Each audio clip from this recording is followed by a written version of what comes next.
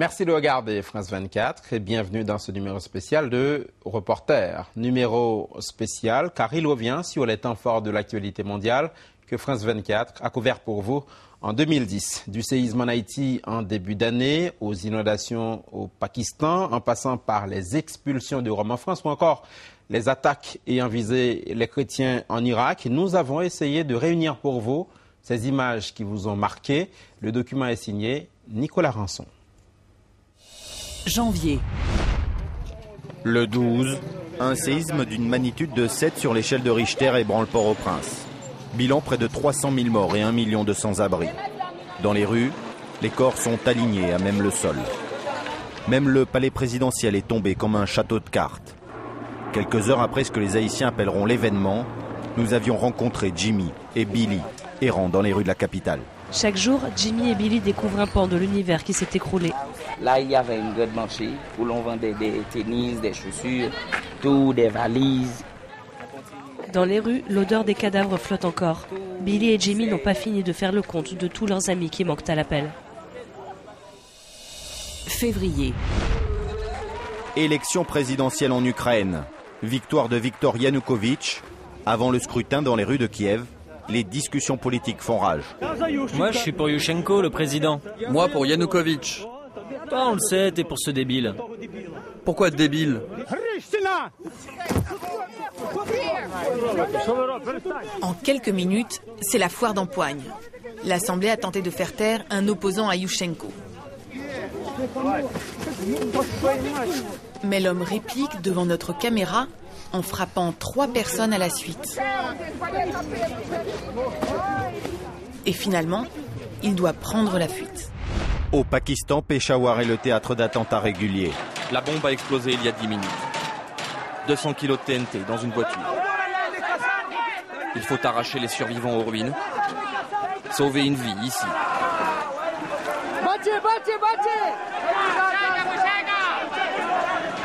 Pour cet homme, c'est trop tard. Pour celui-là aussi. Mars.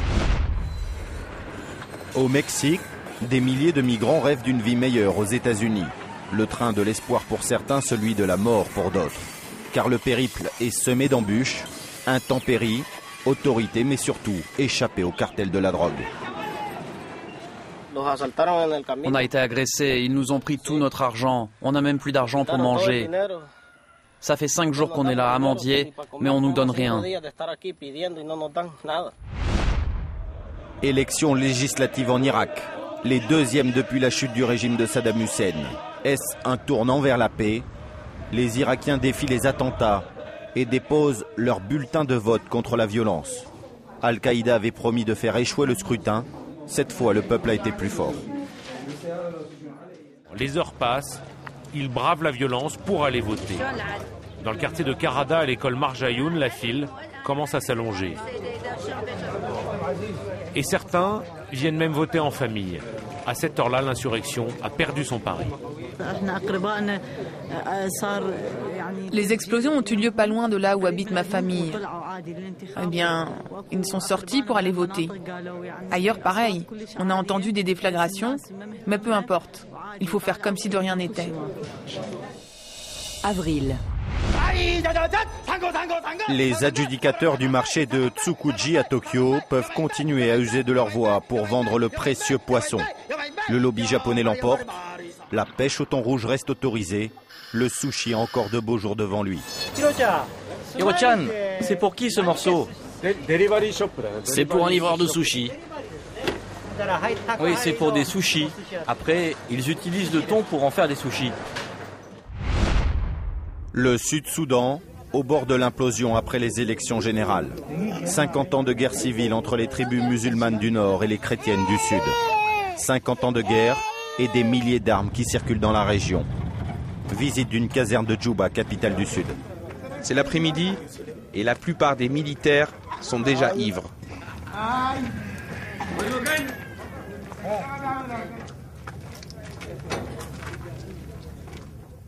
Les voici ces armes collectées depuis 2005. De vieilles Kalachnikov et des lance-roquettes, toujours en état de marche.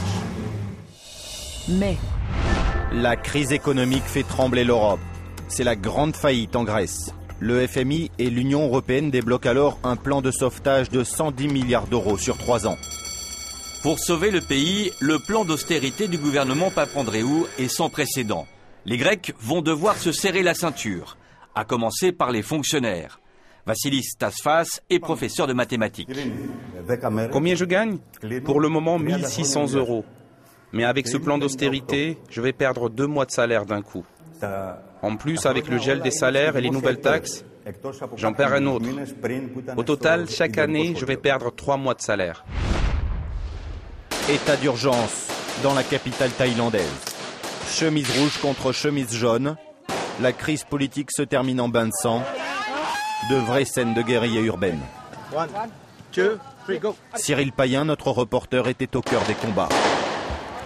De véritables communards autonomes qui érigent leurs barricades dans les quartiers populaires de Nam Doupli et de Klong Toei. Ils multiplient les attaques contre l'armée qui tente de maintenir son blocus. À mesure que les heures passent, la violence augmente, comme la détermination de ses sympathisants des chemises rouges. Je suis là pour combattre ces ordures de militaires. Juin. En juin 2011, les premières troupes de la coalition quitteront l'Afghanistan. L'armée nationale afghane prendra alors le relais. Mais ces soldats sont-ils suffisamment préparés? Pour le capitaine Salim et ses hommes, le chemin est encore long. Salim commande aujourd'hui une quarantaine de soldats qu'il forme et emmène au combat chaque semaine.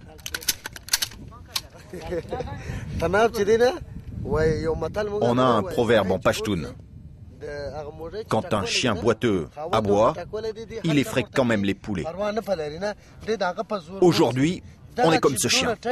On fait un peu peur, mais on est boiteux, alors on ne peut pas faire très mal.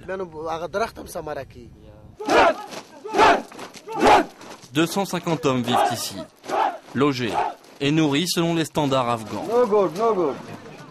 La solde est de 150 $ par mois, un revenu maigre, même en Afghanistan. Juillet. Premier tour de l'élection présidentielle en Guinée. Une élection qui voit la victoire d'Alpha Condé, le premier président démocratiquement élu depuis l'indépendance de ce pays. Voilà à quoi ressemble une campagne d'élection présidentielle après 52 ans de régime dictatorial. Scène de liesse également à Johannesburg. Première Coupe du Monde en Afrique et tout le pays est derrière les Bafanas. À Paris, en revanche, c'est la consternation. C'est encore pourri comme d'habitude, il mouille pas le maillot. À Madrid, c'est l'hystérie collective. Pour la première fois, la Coupe du Monde atterrit en Espagne, dans les mains de son capitaine emblématique, Iker Casillas. Et c'est en rouge et jaune que se termine cette 19e Coupe du Monde de football. La prochaine, c'est dans 4 ans. Rendez-vous au Brésil. Août. La plus grosse canicule depuis 130 ans en Russie. Le pays n'arrive pas à maîtriser ces gigantesques incendies. Nos reporters sont les témoins d'un manque de moyens évident. Ces hommes, en pantalon de toile, t-shirt et baskets, ce sont les pompiers professionnels de la région. Ils tentent de contenir un nouveau foyer. Le problème, c'est que l'eau n'arrive pas. Où est l'eau? La lance a brûlé. Change-la alors. On a changé la lance, mais elle a de nouveau brûlé. En France, le marché du halal est en plein essor. Il y aurait 5 millions de consommateurs potentiels. Face à cette demande, le secteur de l'agroalimentaire s'y intéresse de près. On utilise l'électricité pour calmer les poulets. Dans ce bassin, c'est ce qu'on appelle l'électronarcose. L'étourdissement total est rituellement interdit. L'abattage se fait manuellement au couteau par des musulmans. Dans les sacrificateurs, c'est des musulmans, il faut qu'ils soient musulmans et pratiquants. Et la sacrification du poulet, il faut qu'elle soit à la direction de la Mecque. 2000 poulets par heure peuvent passer dans les mains du sacrificateur qui prononce la formule « Au nom de Dieu, Dieu est grand ».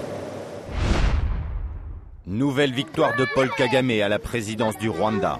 Un pays qui se tourne plus que jamais vers l'avenir. Et tout commence dès le plus jeune âge, avec l'informatisation des écoles. Mais informatiser une population rurale peut modifier l'équilibre familial d'un pays très traditionnel. Un étudiant qui rentre chez lui avec un laptop qui coûte $200 et qui d'un coup devient le centre d'intérêt de la famille.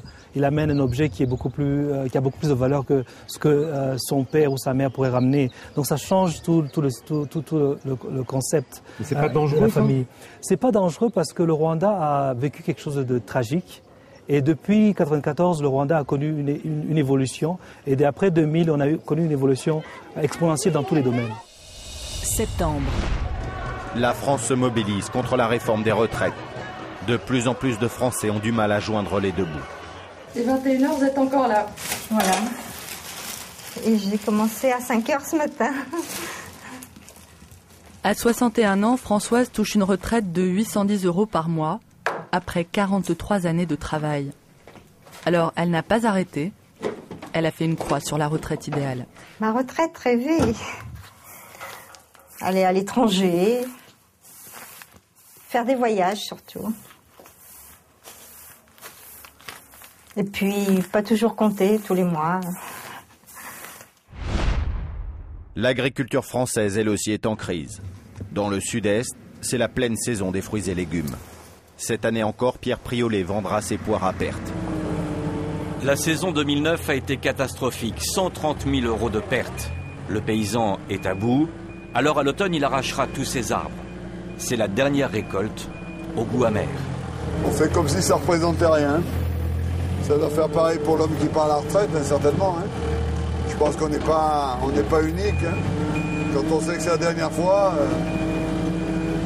mais bon, c'est...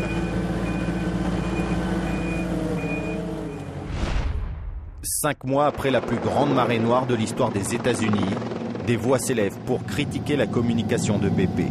L'entreprise a investi 93 millions de dollars pour nettoyer son image. Sur Terre, BP monnaie le silence. Dans les airs, le service de communication n'hésite pas à mettre les grands moyens. C'est donc à bord d'un hélicoptère 18 places affrété exclusivement pour nous que le groupe nous expose son discours officiel. La plupart du pétrole a disparu, il s'est évaporé. Il a été mangé par des microbios, enfin des bactéries. Ce qu'il reste, ce sont des particules qui ne posent aucun problème. Elles sont très petites et vont disparaître très vite. J'en suis sûr. Octobre. Au Brésil, une page se tourne. Luis Inácio Lula da Silva s'en va. Sa protégée Dilma Rousseff arrive. Au cœur de l'Amazonie, on vote pour le chantier lancé par le président Lula. Une maison, une seule famille. Et Géraldo, ses 15 enfants, ses 15 petits-enfants. Pas question de partir d'ici, surtout depuis qu'il y a le courant et le président Lula. Et si cela ne tenait qu'à nous, il ne quitterait jamais son poste. Il resterait encore des années. Mais jusqu'à quand?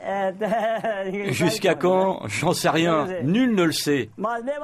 Mais même si cela n'est pas possible, nous, on soutient celle qui est à ses côtés. On la soutient.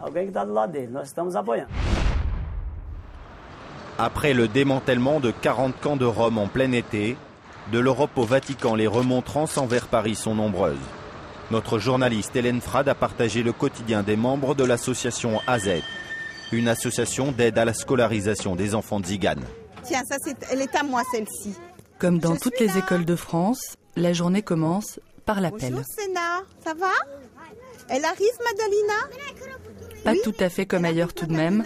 Nous sommes sur un campement illégal de Roms, à Sarcelles, en banlieue parisienne. Patricia, Béatrice et Magali sont enseignantes, fonctionnaires de l'éducation nationale.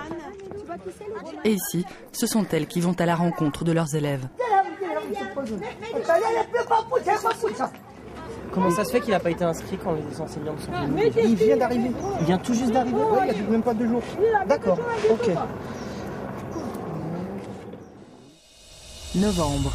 Le week-end de la Toussaint est meurtrier pour la communauté chrétienne en Irak.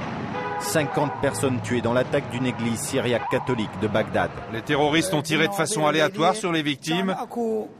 Et c'est là qu'ils ont tué le premier prêtre. Ici, les terroristes ont tué tout un groupe d'otages par balle. Ils les ont abattus à la Kalachnikov. Nous sommes les forces antiterroristes. Mon père, il est où mon père? Ce corps déchiqueté, c'est le cadavre de l'un des kamikazes. Décembre. À Haïti, presque un an après le séisme, Port-au-Prince vit toujours dans ses décombres. Nous retrouvons Jimmy. Comme lui, beaucoup d'Haïtiens travaillent maintenant pour des ONG. Aujourd'hui, 3 fois par semaine, Jimmy rentre à l'aube en arborant fièrement sa tenue de travail. Il est gardien de nuit à mi-temps dans un hôpital de Médecins sans frontières. L'ONG emploie à elle seule 2700 Haïtiens. Mais Jimmy sait que cela n'aura qu'un temps. Mon avenir professionnel pour le moment, je lutte fort pour que ça ne s'écoule pas. Parce que tous les jeunes voient son avenir en train d'écouler. En 2010, France 24 vous a fait découvrir 70 grands reportages. Bienvenue en 2011. C'est la fin de ce numéro spécial de Reporter. Merci de nous être restés fidèles. Toute l'équipe de ce magazine vous souhaite de joyeuses fêtes et une excellente année 2011 sur France 24.